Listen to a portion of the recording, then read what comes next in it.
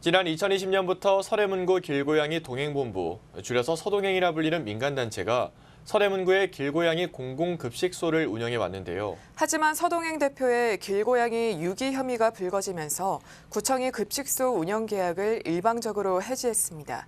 서동행 대표는 유기가 아닌 방사였다고 주장하고 있습니다. 보도에 조상협 기자입니다. 2017년 결성된 서대문구 길고양이 동행본부, 이름하여 서동행으로 불립니다. 서대문구 주민들이 자발적으로 만든 동물보호단체로 길고양이의 무해성을 홍보하고 급식소 설치 활동 등을 진행하고 있습니다. 2020년엔 구청과 협약을 맺고 정식으로 공공급식소를 운영했습니다. 민간단체가 공공급식소를 운영하는 건 이례적인 일이었습니다. 그런데 서동행 측은 지난해 12월 20일 구청으로부터 사전 통보 없이 계약 해지 등기를 받았습니다. 계약 자동 연장 하루 전날이었습니다.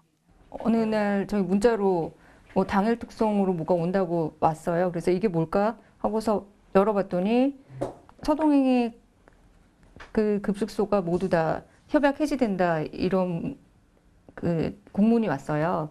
근데 이거는 저희가 그 전에 아무런 통보도 받아본 적이 없는 거라서 엄청 당황스러웠고요. 구청이 계약 해지를 한 건 서동행 대표가 길고양이를 유기했다는 혐의 때문이었습니다.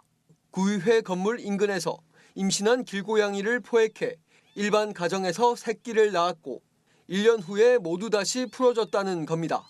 저희가 제보받은 거는 임신한 고양이를 집에 데려와서 새끼를 낳게 했거든요. 그래서 새끼가 한 5마리 태어난 걸로 알고 있고 그 어미가 그 새끼 고양이를 1년 2개월 동안 집에서 기르다가 유기한 걸로 알고 있어요. 새끼 고양이들은 집에서 태어났잖아요. 조 대표는 유기가 아닌 방사였다고 주장합니다.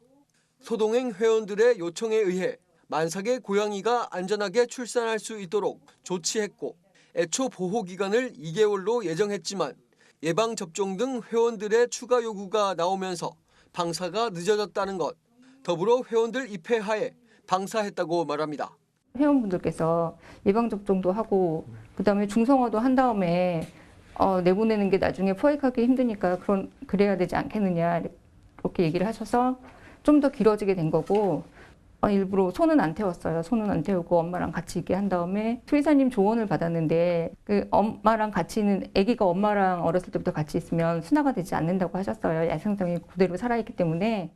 농림축산식품부 동물보호센터 운영 지침에 따르면 보호센터에 입소한 고양이가 필요한 치료 후 회복했거나 스스로 살아갈 수 있다고 판단된 경우엔 예방접종을 실시한 후 포획 장소에 방사할 수 있다고 돼 있습니다. 문제는 보호센터가 아닌 일반 가정에서 키웠다는 것, 그리고 1년여의 보호 기간입니다. 이 기간 동안 사람의 손을 탄 고양이는 소유자가 있는 것으로 해석할 수 있다는 게 전문가들의 말입니다. 현재 유기 관련 사건은 경찰 수사 결과 혐의가 있다고 보고 이달 3일 검찰에 송치됐습니다.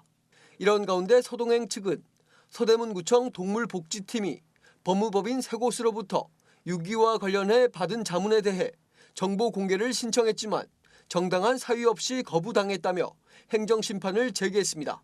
딜라이브 뉴스 조성엽입니다.